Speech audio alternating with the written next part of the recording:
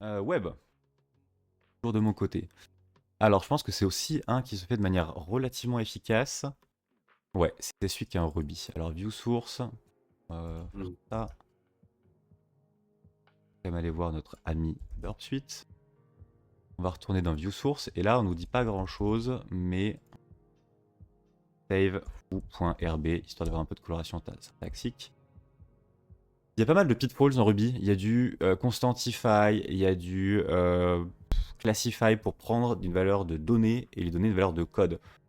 Pas eval, mais c'est quasiment pareil. Il y a des systèmes où on va dire mon objet.call de un paramètre et ça va appeler des noms de fonctions ou de méthodes. Mais t'inquiète, ça prend aussi celle du constructeur. Donc il y a vraiment pas mal de eval déguisé en Ruby, je trouve. L'un de ceux-là, c'est pas du eval, mais c'est vraiment du c'est unsafe, mais tu le sais pas. Ouvrir un fichier, c'est ok. Pas en PHP et pas en Ruby non plus. Quand on ouvre un fichier en Ruby, il y a un système où on peut demander d'avoir de la gestion de pipe, et plus que de la gestion de pipe, d'avoir de la gestion de redirection, globalement, voire exécution. Que j'ai Ruby. Non, c'est pas. L'interpréteur Ruby, c'est. Je sais Je pas. pense pas qu'on puisse faire ça directement. C'est un moment que j'ai pas fait ça. On n'a pas un rep. Bon, sinon, de toute façon, vous allez voir, ça se fait bien. Juste Ruby tout court, ça ouvre pas un rep. Un Ben. interprète. Nope. Je pense qu'il s'attend à avoir un fichier. Oups. Save poc.rb. Works tout, hein. Ruby, poc. Ok, works.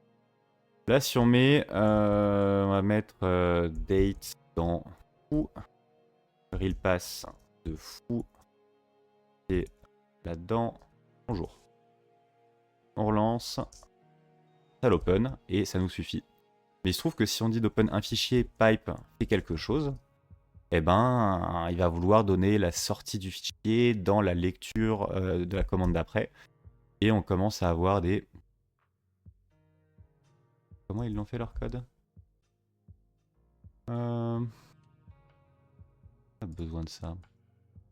Je pense pas, mais admettons. On va voir.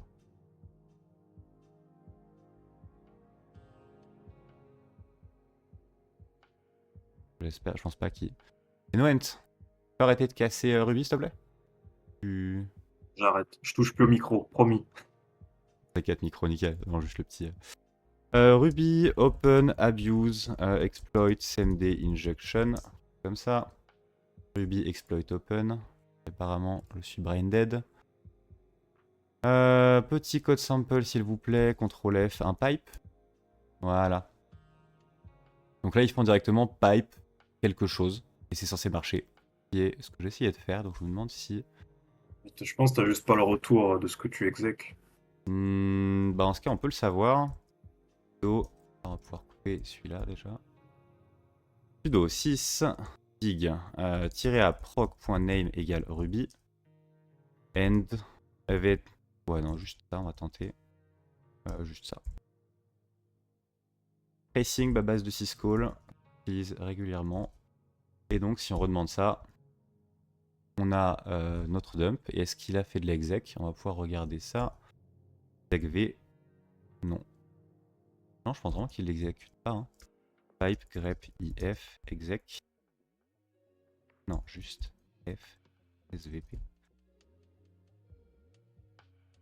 Non, il n'est pas content.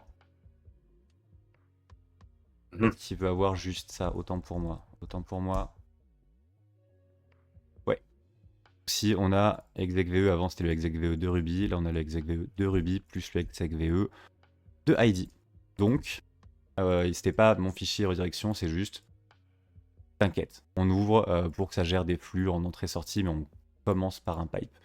Donc bah déjà, je vous affirme que ça marche encore en latest, ce qui est une bonne et une mauvaise nouvelle à la fois. Le pipe doit être... Merci Alouette. C'est sympa de donner un petit tips de debug. Donc on a ça, et donc on va pouvoir faire des tests de ce côté-là. On a dit qu'on l'avait ici, donc si on va dans 3, on a quelque chose ici. Et donc moi j'avais commencé pareil le jour J à faire du pipe ID. Ça marche pas. Alors que du pipe ID, ça marche pas non plus. Clic droit. Est-ce que extension advertor encode URL encode, est-ce que c'est ça? Non. Est-ce que c'est le fait qu'il faille un dièse pour pas que ça fasse la commande ID puis quelque chose qui va, mais ID en commentant ce qu'il y a après? Parce que bien sûr notre code nous c'est juste file name. Non, c'est ça, c'est file name et qui est concat à .txt, donc la commande id.txt n'existe pas, la commande id et on commande la suite de commandes si c'est good. Et donc là on peut soit essayer de struggle un peu pour faire un reverse shell, soit on peut faire du zouloutage. Comme j'adore le faire. apt interact sh, on est clean. On va se faire un petit... On va même faire mieux que ça.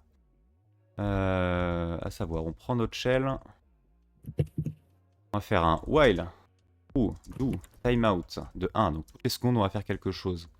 Timeout de netcat lnvp de 60021 donne.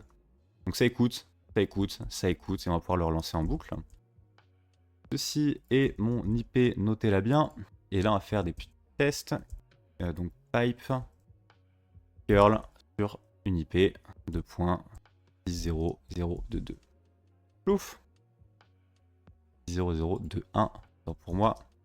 Et on voit que ça revient RCE confirmed. Donc maintenant, on va juste aller récupérer ce qui nous intéresse. Curl upload file sur etc/password.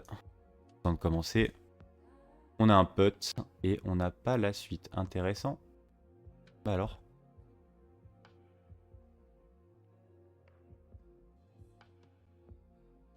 Est-ce qu'il veut que le netcat soit un peu plus long peut-être pour le récupérer en entier?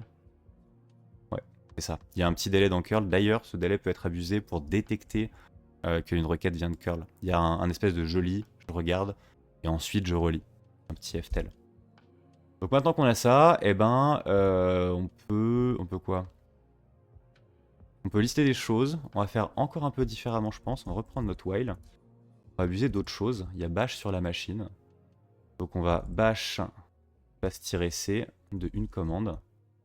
Bien sûr, on va se garder nos potes. Mais on va faire du id qu'on balance dans /dev/tcp/ quelque chose /import. Il y en a qui continuent à me dire que devtcp c'est dans Linux et t'inquiète ça marche. Non, devtcp c'est une built-in bash. Si vous n'êtes pas dans bash, ça ne marchera pas. Faites la même commande dans ZSH, ça ne marchera pas. Donc on a de l'RCE, donc derrière c'est plus une question de temps. On va faire un petit find qui va nous dire qu'on a des choses mais pas le flag. Donc on va se faire un petit ls/ et là on a flag Ruby expert. Et donc on va cat notre fichier, rediriger.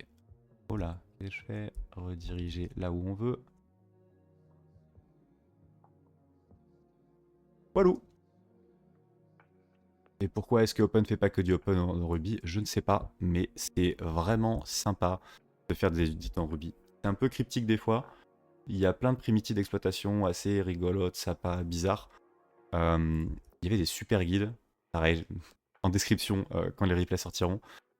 C'est un monde. C'est vraiment un monde à part, il y a vraiment des syntaxes où on se dit what could go wrong, et en fait, juste so many things. Vraiment, c'est le bordel. Voilà pour le Child 18. No, Child 19. J'ai pris des trucs avec le Child 18 quand je l'ai... Ah, tu savais pas que ça faisait de la magie comme ça? Bah, ça paraît pas très intuitif quand même. Tu demandes d'ouvrir un fichier, le machin il t'exécute des commandes. Bon. Oui, bah après, tu demandes à PHP d'ouvrir un fichier et puis il te fait du exec, du ID, de la SSRL, de la lecture de commande, du include, du conversion à base. Quoi. Oui, PHP. Mais Ruby, finalement. Oui. Et puis Node, en fin de compte. Et tout est fou. Tout est fou. Ah bon, heureusement qu'il y a quelques langages qui sont pas encore complètement vrayés.